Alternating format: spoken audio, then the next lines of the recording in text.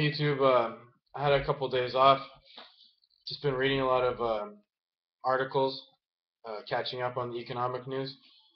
And in my mind, the uh, the second leg down of the dip, it's here. Um, Mainly, I know they're touting the economic recovery in the states, that the states is recovering, and maybe in some ways it is. I'm sure if you actually look at it honestly, it's not. It's not so great for the majority of the people, but a lot of the rest of the world, things aren't recovering, and actually, in fact, things are going the other way. And in it looks like a commodities super cycle that was mainly fueled by China is coming to an end.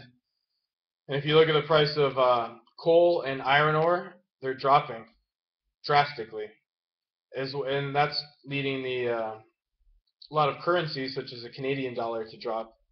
And it's dropping, like it's causing Australia, Canada, resource-based economies such as that to go into to decline. And if you look at like a country like Australia, they never really slowed down. And you come over here to Thailand, and Australians are kind of like the new Americans. They felt super rich, and their currency was very inflated, and they're traveling, spending lots of money, and that's coming to an end. Their economy, for the first time in 30 years, is heading down. And their economy is 100% based on mining, real estate, and banking, which is all taking like big hits right now.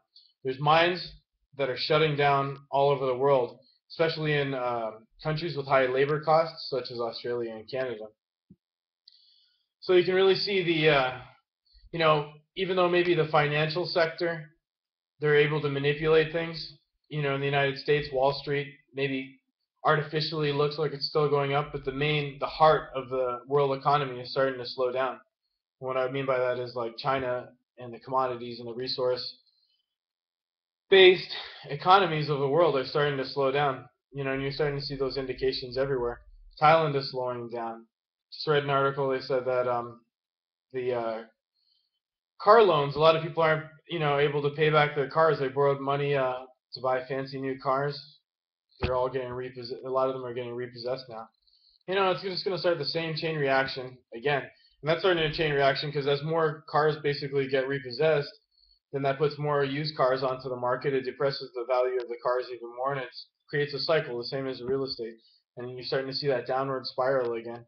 And like I said, it's starting in Asia, in China, and it's really, you can really see it happening now. And I'm 100% convinced that next year is gonna, at the end of this year and beginning into next year, you're gonna start to see a relapse of the 2008 type of conditions. And this time it's going to be a lot worse. It's going to be global. And like I said, even countries that didn't get hit the first time, like Australia, are going to get hit. On top of that, you have Ebola. That's, affecting a lot of economies, African economies, and there's just a lot of problems in the world. The Middle East is going insane.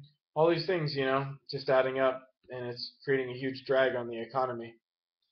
So, just watch out, and I'll include some links to the articles I read so you can verify it for yourself. Thanks.